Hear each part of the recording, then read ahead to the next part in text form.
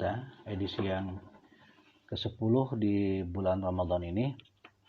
Bismillahirrahmanirrahim. Alhamdulillah. Asyhadu an la ilaha illallah, asyhadu anna Muhammadar Rasulullah. Kita bersyukur pagi hari ini Allah masih memberikan rezeki kesempatan, rezeki kesehatan kepada kita semua.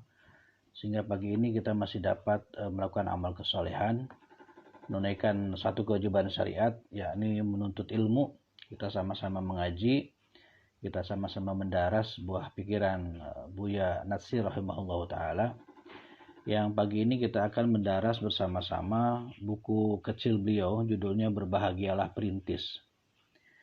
Buku ini kopiannya, aslinya ada di perpustakaan Sekolah Tinggi Ilmu Dakwah Muhammad Nasir, atau juga bisa ditemukan di perpustakaan Dewan Dakwah Pusat di Keramat Raya 45. Barangkali juga ikhwah sekalian juga memiliki buku ini, oleh karena itu mari kita daras bersama-sama.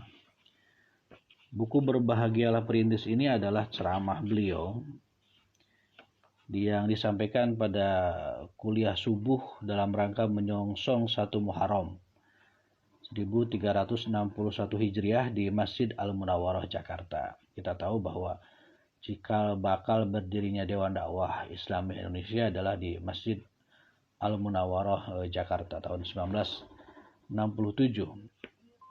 Di bagian halaman kedua, bagian muka, dicantumkan kutipan hadis Rasulullah SAW. Fatuba lil ghuraba alladzina yuslihuna ma afsadahun nas min sunnati. Sabda Rasulullah SAW, berbahagialah perintis yang berusaha memperbaiki apa-apa yang sudah dirusakkan orang dari sunnahku. Jadi Buya Natsir menerjemahkan kata ghuraba itu dengan perintis. Yang kita tahu secara umum ghuraba artinya adalah orang-orang asing.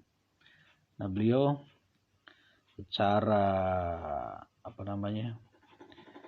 penggunaan pendekatan bahasa yang bagus, yang luar biasa, mengartikan ghuraba ini dengan perintis. Di halaman berikutnya juga dikutip sebuah ungkapan retoris dari seorang Natsir ini. Tanya diri pribadi kita masing-masing, sampai kemanakah kita turut serta berpartisipasi dengan golongan ghuraba, dengan golongan perintis, untuk membetulkan kembali segala yang dirusakkan oleh manusia. Buku kecil ini diterbitkan di Surabaya pada bulan Mei tahun 1971 oleh penerbit Sinar Hudaya Dokumenta. Apa yang beliau sampaikan terkait dengan judul pidato beliau Berbahagialah Perintis ini. Di bagian daftar isi tertulis beberapa bab, karena buku ini hanya sekitar 24 halaman ya. Di antaranya adalah Berbahagialah Perintis, berpikir dalam perspektif sejarah, Islam mulai sebagai barang asing, bekerja secara bertahap, jawaban dan seruan tauhid. Nabi SAW menjawab dengan seruan kepada tauhid, aku ra'id, penyelamat keluarga. Ali bin Abi Thalib tampil sebagai pengikut dan pembela Rasulullah SAW. Abu Thalib tampil sebagai pembela walaupun tidak menjadi pengikut. Akhirnya Islam menjadi barang biasa. Dalam membawa kebenaran pasti ada kawan, ada lawan. Jangan suuzon terhadap Allah Subhanahu wa Ta'ala. Ada masanya Islam asing kembali.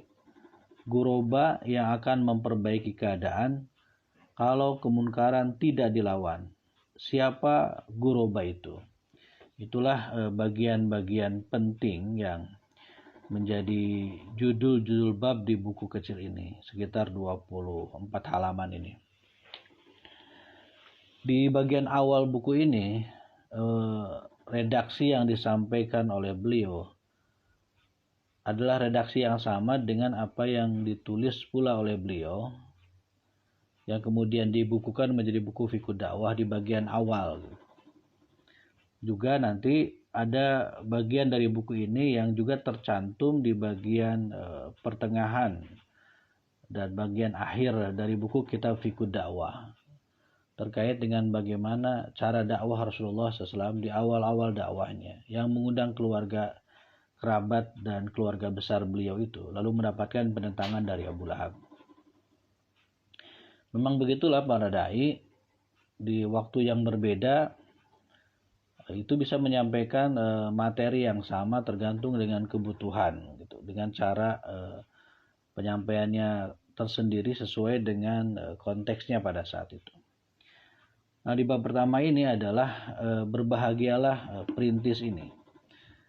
Kata beliau, saat ini kita dalam suasana tahun baru Islam, karena kan ceramah ini disampaikan tanggal 1 Muharram 1391 Hijriah.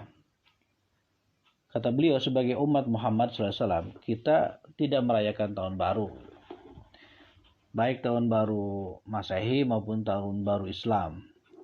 Yang kita rayakan hanya 2 Id, kata beliau, Idul Fitri dan Idul Adha itulah. Tapi Muharram jelas bukan satu Id, kata beliau.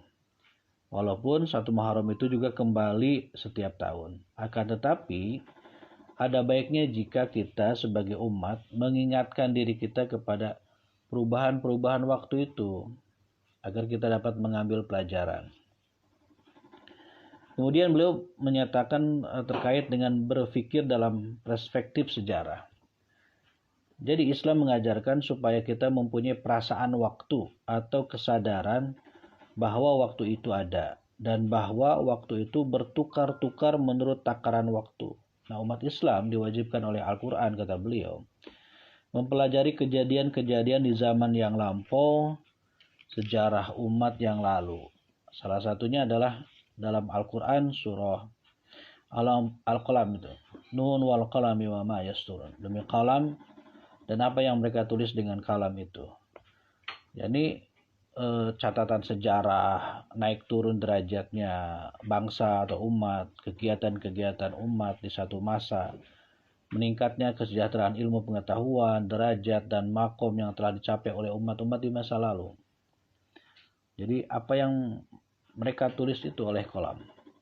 Nah, kata beliau, kita disuruh pula untuk membaca ajaran sejarah terkait dengan berbagai peristiwa dan kondisi yang menimpa umat-umat terdahulu.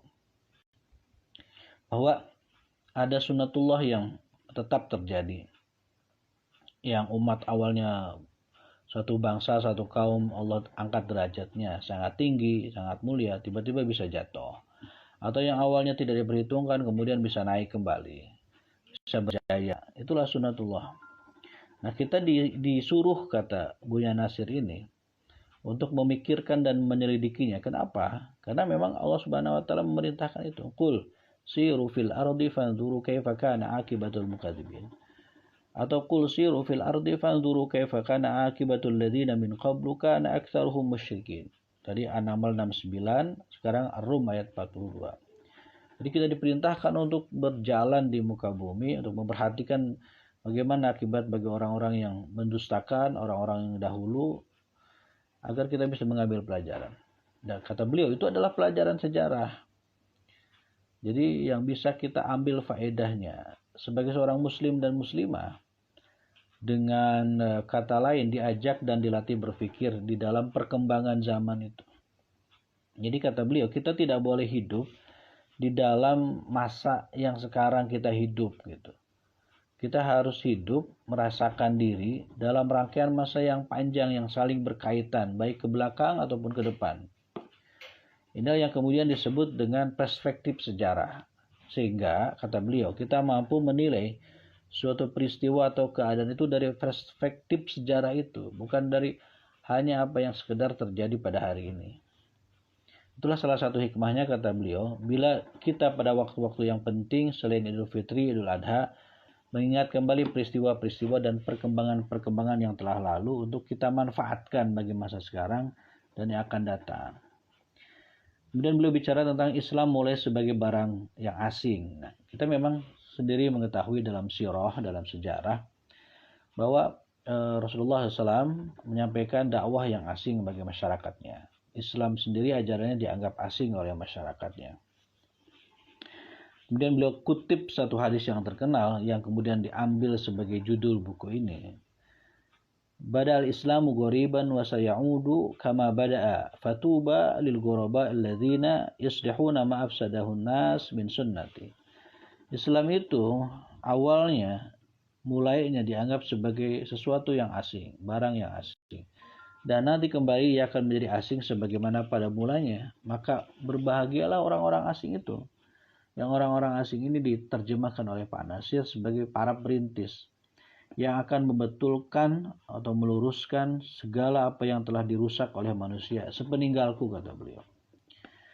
Nah, kata beliau ini, manakala kita melihat dalam sejarah sejak wahyu pertama turun dalam 23 tahun itu, bagaimana kita melihat praktek ibadah, bagaimana kita lihat keyakinannya orang-orang jahiliyah yang sangat rusak itu.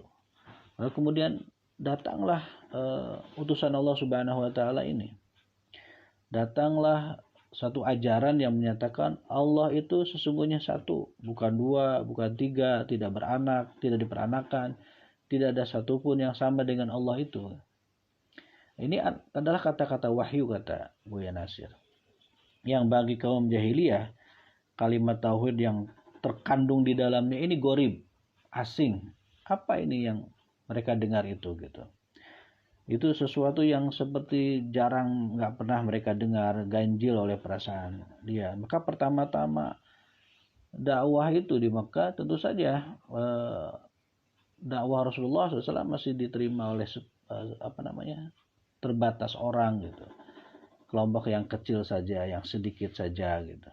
Nah, salah satunya sering ngaji di rumah Arqam bin Abil Arqam, para pengikut yang baru sedikit itu. Orang-orang sekelilingnya jelas menganggap itu sesuatu ajaran yang aneh gitu, dan kelompok yang aneh, dianggap asing oleh mereka semua. Bahkan kemudian hari jelas dimusuhi oleh kaum-kaum jahiliyah tersebut. Nah, tapi Rasulullah SAW bekerja secara bertahap ini. Jadi Rasulullah SAW bekerja berdakwah setahap demi setahap. Dia di mana kata Buya Nasir ini, janganlah menonjolkan benar gitu keislaman kita. Maksudnya jangan terlalu ditonjolkan, jangan terlalu diungkap tentang Islam itu pada waktu yang permulaan ini. Dakwahnya dakwah soft, dakwah di balik layar, jangan frontal. Jangan kasar, jangan keras, jangan terlalu terbuka. Namanya dakwah masih baru awal, masih sangat dianggap asing gitu. Nah, salah satunya adalah beliau juga mengundang pembesar-pembesar yang menjadi kaum kerabatnya itu. Ini salah satu cara dakwah beliau. Dalam Al-Quran Allah firmankan wa'anzir ashiratakal aqrabin. Nah, sekarang berilah peringatan kepada keluargamu yang terdekat. Makanya kemudian beliau mengundang paman-pamannya, bibi-bibinya, keluarga dekatnya dari keturunan Abu Thalib ini dan Hashim, Abi Manaf ke atasnya gitu, untuk diundang makan, tentu saja nantinya dalam rangka berdakwah. Tapi ternyata sebelum Rasulullah menyampaikan sesuatu itu, Abu Lahab itu salah seorang pamannya langsung berdiri, langsung kemudian menyalahkan, melecehkan, menghina apa yang dilakukan oleh Nabi Muhammad SAW selama ini yang dia ketahui gitu secara diam-diam. Jadi kamu ini apa-apaan gitu kalau bahasa kita, ngumpulin kami dan keluarga ini agar keluarga kamu ini dapat menyelamatkanmu, karena kamu mulai dimusuhi nih oleh orang-orang. Maksudnya ngumpulin kami di sini agar kami jadi pembela-pembelamu gitu. Sedangkan dakwahmu jelas ditolak. Ini nggak benar dakwahmu ini. Udah hentikanlah gitu. Dan redaksi-redaksi yang lain gitu. Nah, sementara kata Abu Lahab ini, kami masih sayang sama kamu sebagai keponakan kami. Masih cinta sama kamu. Jadi kalau kamu ditangkap atau dibunuh oleh orang-orang Quraisy, oleh orang-orang Arab, nah daripada itu terjadi, udah hentikan itu apa yang kamu omongkan itu, nggak jelas begitu. Barangkali begitulah bahasanya ya. Nah, jadi suasana saat itu, suasana mau makan-makan itu dikuasai oleh seorang Abu Lahab ini. Dan Rasulullah SAW tidak memberikan komentar sama sekali. Jadi seolah-olah beliau nggak menganggap apa yang dikatakan oleh Abu Lahab itu ada dikeluarkan gitu. Atau beliau tidak menganggap Abu Lahab mengatakan sesuatu. Jadi beliau cuekin saja gitu istilahnya. Karena beliau menganggap melihat suasana waktu itu ketika Abu Lahab menguasai panggung, menguasai forum, dengan tiba-tiba melontarkan perkataan-perkataan seperti itu. Beliau anggap ya belum masanya, belum waktunya untuk menjawab tuduhan-tuduhan itu. Nah, jadi beliau pura-pura tidak mengerti gitu kan. Beliau sibuk aja melayani, mempersiapkan penganan, makanan dan sebagainya gitu. Nah, di kemudian harinya ada jawaban dan seruan tauhid. Jadi kan sesudah makan itu para tamu kan pulang dengan baik-baik. Meskipun ada kepenasaran dalam hatinya, kok Muhammad diam aja gitu. Kok Muhammad nggak menanggapi. Jadi ada suasana psikologis yang dibangun oleh Rasulullah agar kerabatnya itu jadi penasaran, jadi menunggu-nunggu gitu, menunggu-nunggu apa nih jawaban dari Muhammad ini, tanggapannya terhadap berbagai lontaran-lontaran dari Abu Lahab malam itu. Jadi ada sebuah suasana momen psikologis kata Buya Nasir ini, sehingga orang akhirnya membicarakan kemana-mana seantero Mekah. Ada kejadian Abu Lahab memarahi Nabi Muhammad SAW di acara makan-makan keluarga itu, sehingga orang-orang nunggu kapan ini tanggal mainnya lagi gitu istilahnya. Orang penasaran. Nah kemudian Rasulullah SAW kembali mengundang keluarga besar itu untuk acara makan-makan. Nah ada satu saran, udah Abu Lahab jangan diundang lagi dah, nanti bikin rusuh gitu. Tapi kata Rasulullah tidak, dia termasuk juga akan kita undang. Karena justru memang dialah aktor yang paling penting yang nanti kemudian akan ditarget sebagai target antara dakwah Rasulullah SAW. Nah, Nabi kemudian menjawab dengan seruan kepada tauhid di acara yang kedua tersebut. Jadi beliau langsung berbicara gitu. Apa yang sebelumnya disampaikan Abu Lahab dijawab satu demi satu dengan lugas, dengan tangkas, dengan jelas gitu. Dan kemudian dikutiplah oleh Buya Nasir ini, ad'ukum ila kalimataini khafifataini 'ala lisani thaqilataini fil mizan. Rasulullah menyampaikan, aku memanggil kalian semua ini kepada dua kalimat yang ringan, yang mudah untuk disebut dengan lidah, akan tetapi berat kalau ditimbang gitu. Begitu beliau memulai, maka dengan tenang, dengan lancar, dengan tegas dan tetap, tidak marah-marah, tidak berapi-api seperti Abu Lahab tempo hari itu. Nah, beliau jelaskan apa kalimat yang dua itu. Kata beliau, kalimat yang dua itu adalah asyhadu alla ilaha illallah wa asyhadu anna Muhammadar Rasulullah. Ini yang enteng, mudah diucapkan, tapi berat di timbangannya gitu. Jadi beliau kemudian masuk dakwahnya itu. Aku, kata beliau, tidak bisa jamin kebahagiaan kamu di dunia ini atau kalian. Dan aku juga tidak bisa berbuat apa-apa. Kalianlah sendiri yang masing-masing yang dapat berbuat, menjamin kehidupan, menjamin keselamatan kalian. Dengan berpegang teguh kepada dua kalimat ini, kalimat syahadat ini, berbuat baik, berbuat ihsan. Sebab kalian semua pasti akan mati sebagaimana kalian sekarang ini tidur. Dan kalian nanti akan dibangkitkan dari mati itu sebagaimana kalian bangun dari tidur. Dan amal perbuatanmu di dunia pasti akan diperhitungkan, kata beliau. Yang baik akan dibalas baik, yang buruk akan dibalas buruk. Nah, ini dakwah masuk melalui cara pembukaan seperti itu. Lalu beliau menegaskan, aku ra'id penyelamat umat. Jadi tuan-tuan tahu, kata beliau, bahwa aku ini sebenarnya seorang ra'id. Ra'id itu pelopor, perintis jalan. Jadi dalam masyarakat Arab pada saat itu, kalau seorang ra'id itu sangat menentukan gitu, fundamental sekali perannya. Dia harus memeriksa perjalanan ke depan itu aman atau tidak. Ada jurang kah atau tidak, ada hambatan kah atau tidak. Dia yang akan membuka jalan kalau jalannya terputus. Itu perannya sentral. Jadi akulah ra'id ini berjalan menempuh satu daerah yang tidak dikenal dan penuh dengan bahaya. Ya, aku siap di depan untuk itu. Nah, maka Rasulullah mengatakan, aku ini seorang ra'id yang pantang kemudian untuk mencelakakan keluarganya sendiri yang ada di belakang. Justru aku hanya menunjukkan jalan bagi tuan-tuan semua untuk menyelamatkan kalian dunia dan akhirat. Nah, itu tangkasnya Rasulullah menggunakan bahasa dakwah, sehingga Abu Lahab tidak punya kesempatan dan tidak punya argumentasi untuk mementahkan atau memotong argumentasi Rasulullah SAW. Maka lalu setelah itu, sekarang saya tawarkan kepada tuan-tuan, kata Rasulullah, siapakah di antara tuan-tuan yang bersedia membantu aku menjadi ra'id itu?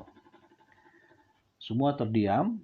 Tiba-tiba bangunlah seorang pemuda tanggung, seorang remaja, namanya Ali bin Abi Thalib, yang berkata, aku ya Muhammad, aku hendak mempertahankanmu dari siapa saja yang hendak menyerangmu. Suasana jadi berubah, jadi lebih menegangkan gitu. Karena ternyata ada pihak yang membela Rasulullah SAW, meskipun itu diawali di antara keluarga besar itu oleh seorang pemuda tanggung, oleh seorang remaja, Ali bin Abi Thalib. Tapi dia dengan tegas mengatakan, ya Muhammad, aku akan menjadi pengikutmu, akan membelamu, mempertahankanmu dari siapa saja yang akan menyerangmu, begitu. Maka suasana jadi lebih menegangkan. Jadi akhirnya barang yang gorib itu, apa yang diajarkan oleh Rasulullah sebagai hal yang asing di antara masyarakat itu, ada suasana yang baru, bahwa ternyata rupanya ada orang yang bisa menerima sesuatu yang asing ini, goroba ini. Ya kalau tidak semua ya sebagiannya gitu. Akhirnya karena Ali yang bicara seperti ini, semua mata keluarga besar Muhammad SAW ini tertuju ke ayahnya Ali bin Abi Thalib, yakni Abu Thalib sendiri gitu.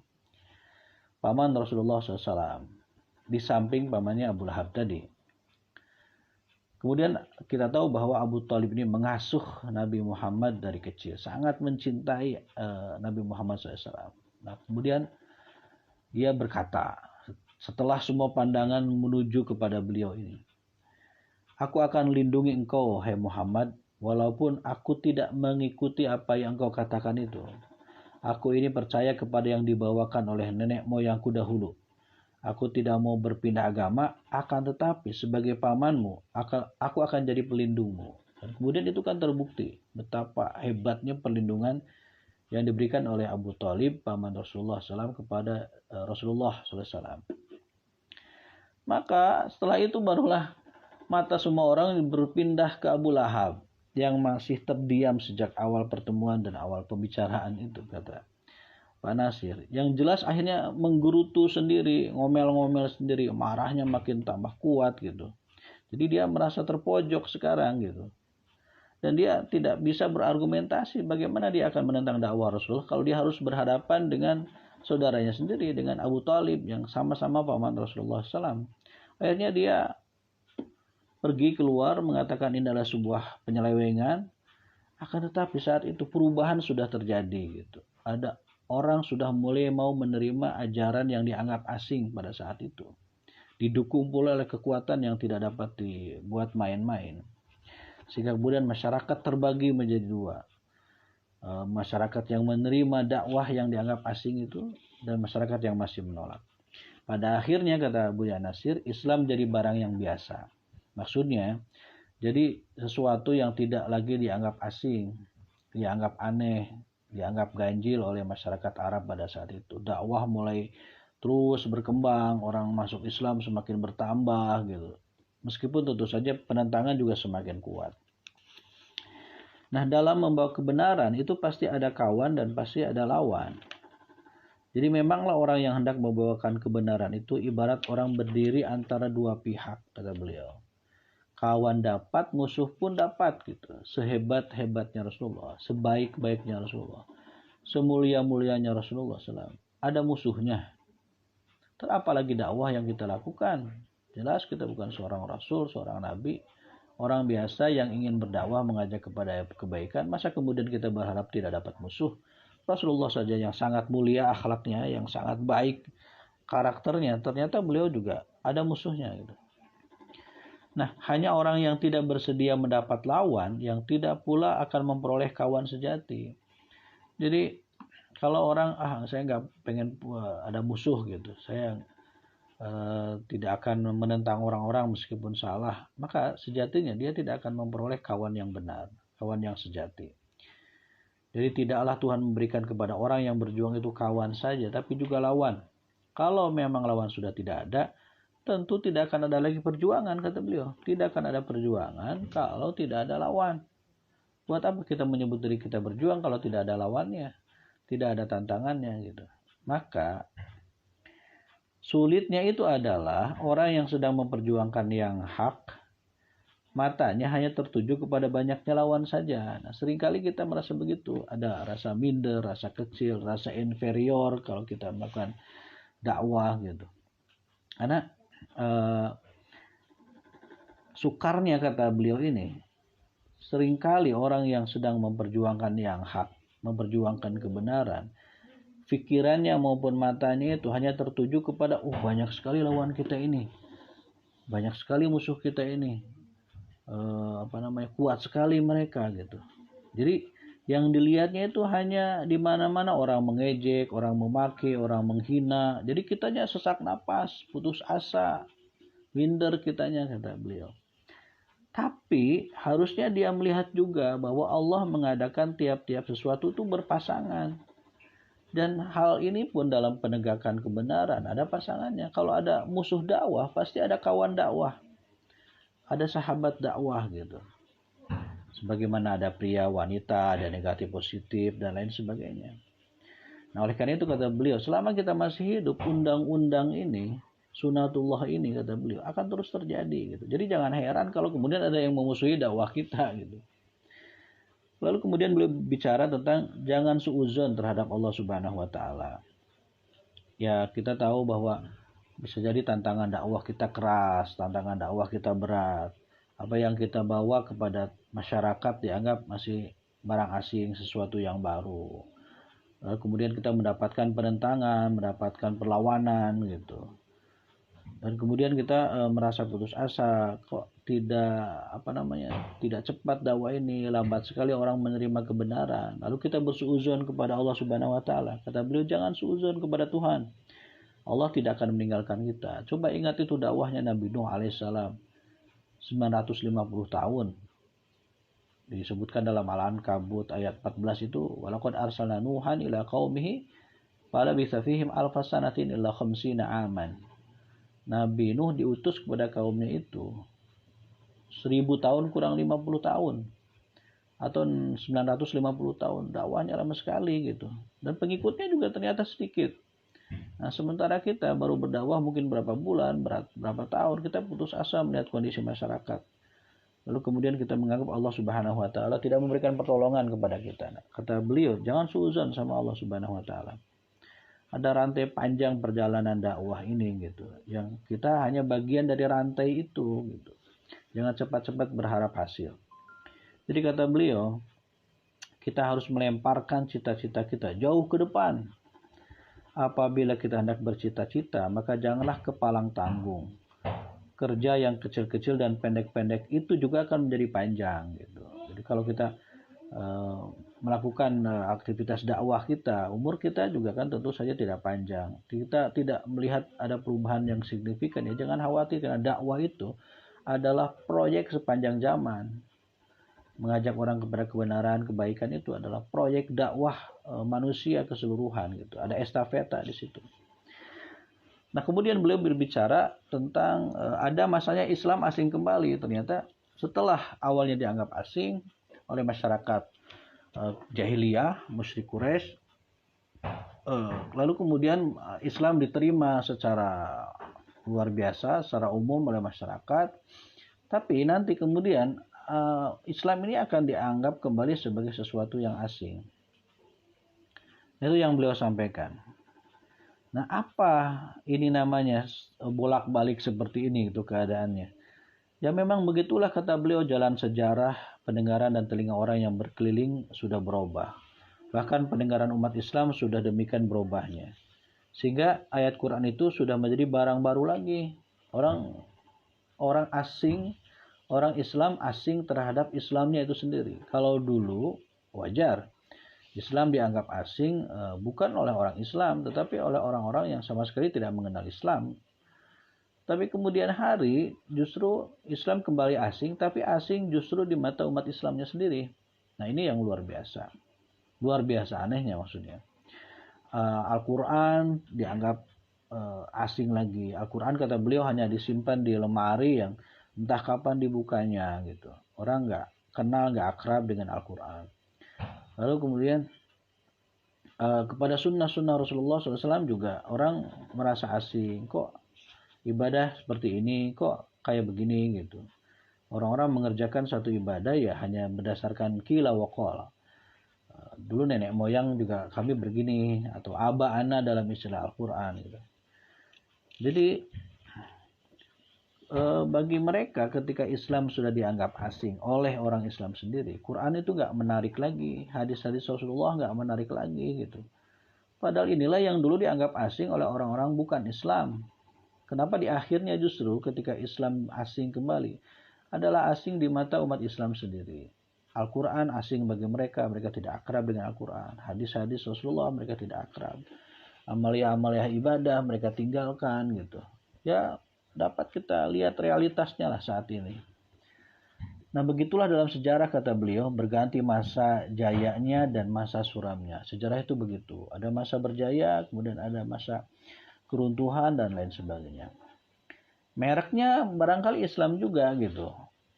Tetapi Al-Quran dan Sunnah yang jadi sumber asli bagi Islam itu sudah jadi gorib.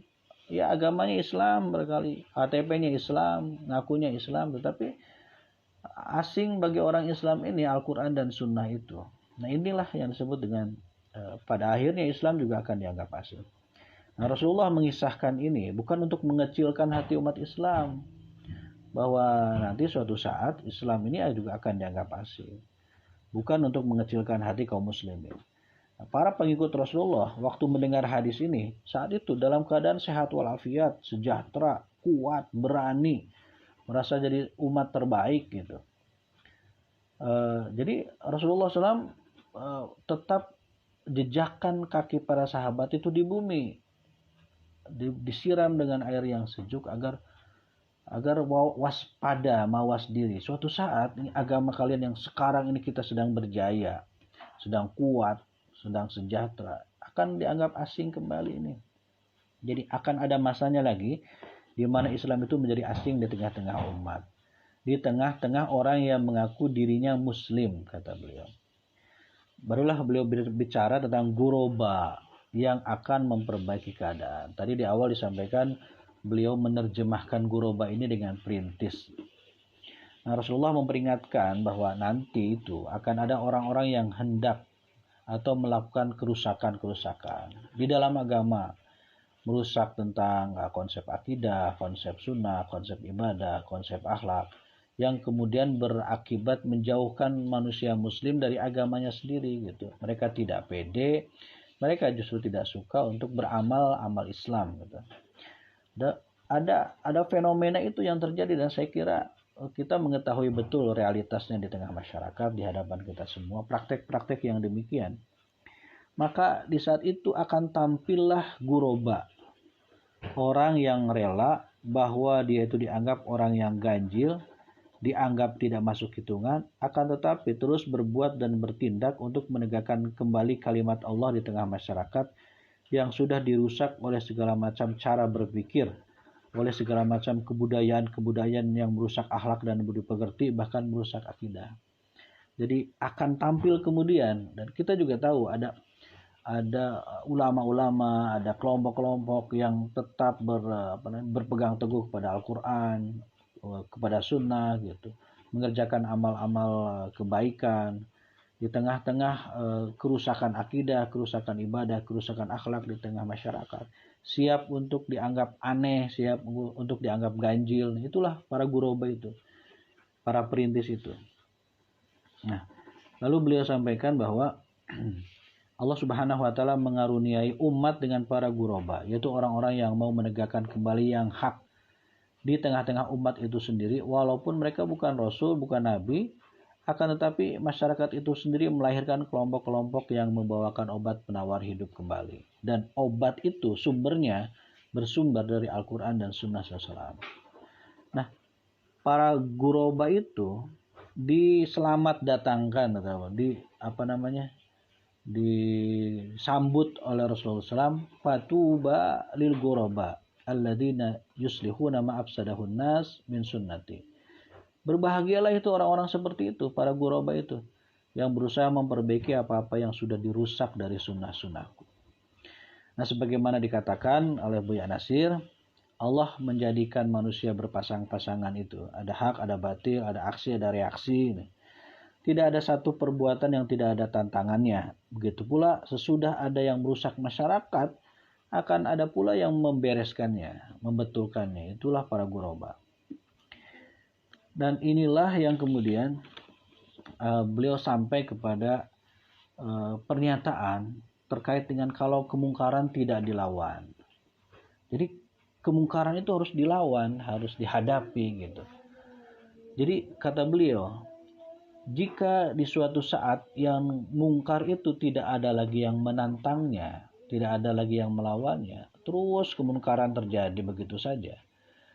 Karena orang merasa bahwa tidak bisa dilawan nih, kemungkaran terlalu besar, terlalu kuat, terlalu masif gitu kan. Dengan ungkapan dalam hati, apalah kita ini mereka juga yang akan menang gitu.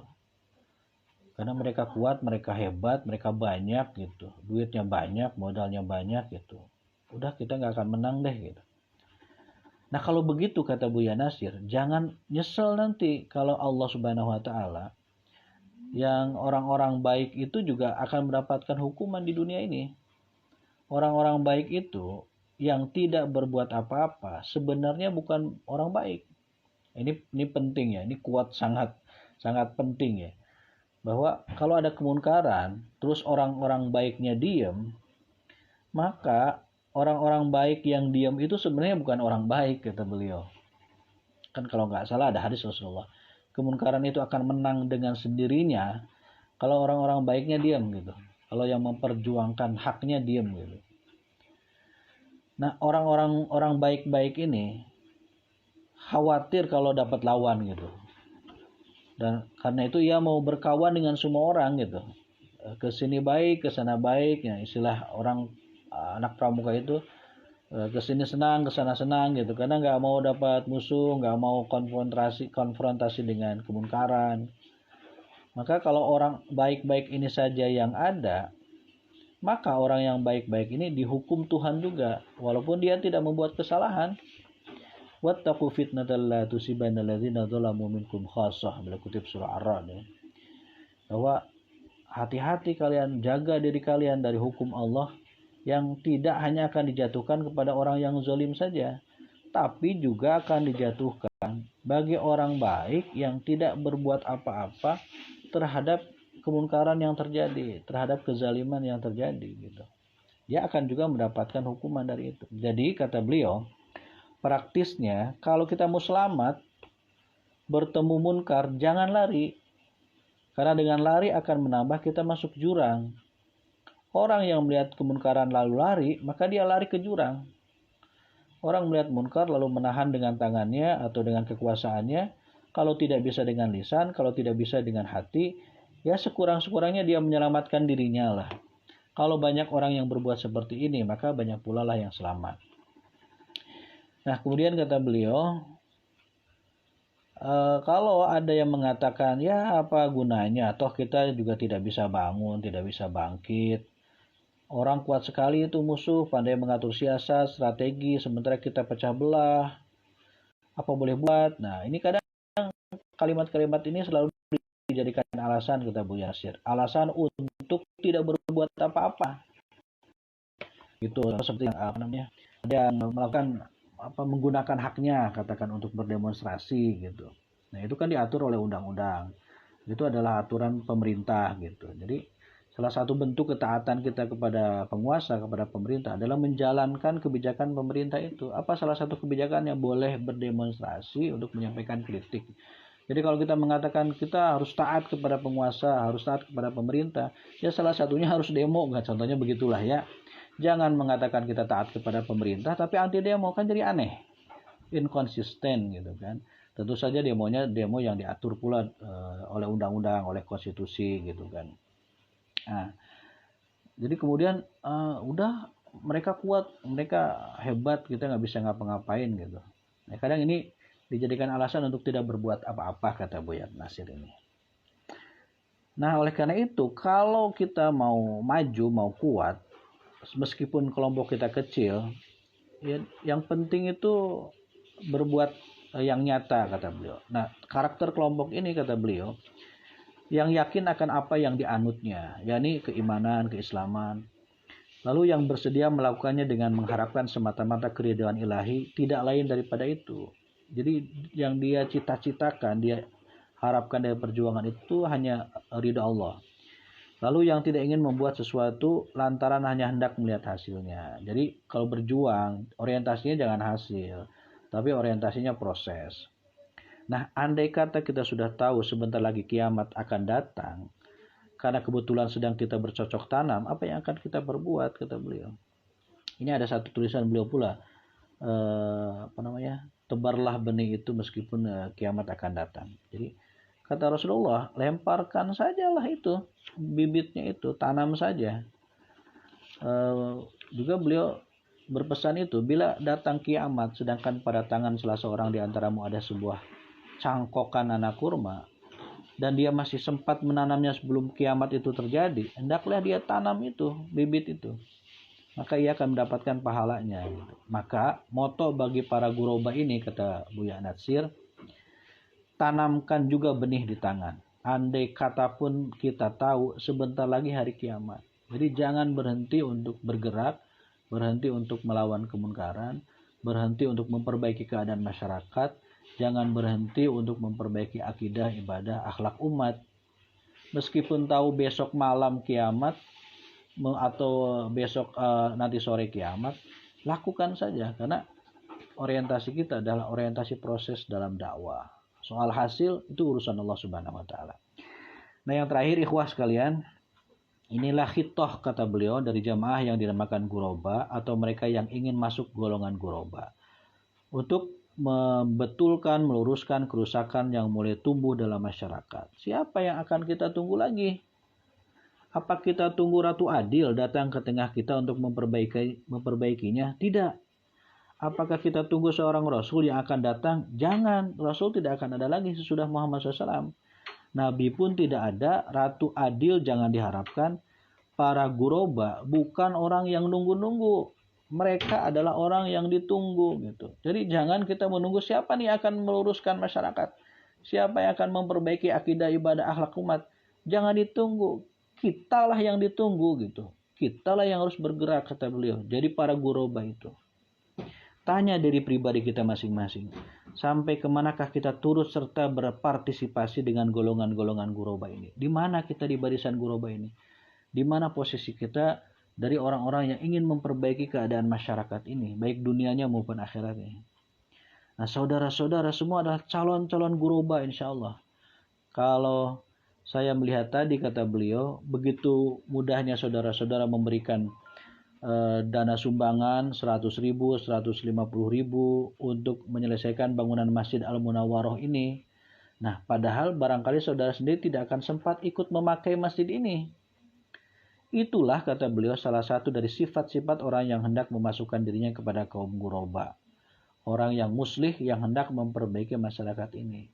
Jadi kata beliau, jangan disangka perbuatan saudara-saudara itu perbuatan yang kecil, yang tidak ada artinya dalam lingkungan yang besar. Banyak sekali justru pengaruhnya di bidang pembinaan umat dalam rangka keseluruhan itu. Di samping saudara mendirikan tempat orang sholat, memperluasnya dan meningkatkannya, dalam pada itu saudara memperluas dan meningkatkan pula iman saudara sendiri. Dan itu berpengaruh pula pada orang sekeliling dengan tidak saudara sadari. Ia merupakan obat penawar penyembuh penyakit masyarakat yang ada di sekeliling ini. Beliau kutip surat Al-Baqarah, kam min fi'atin qalilatin fi'atan katsiratan biidznillah wallahu ma'as sabirin.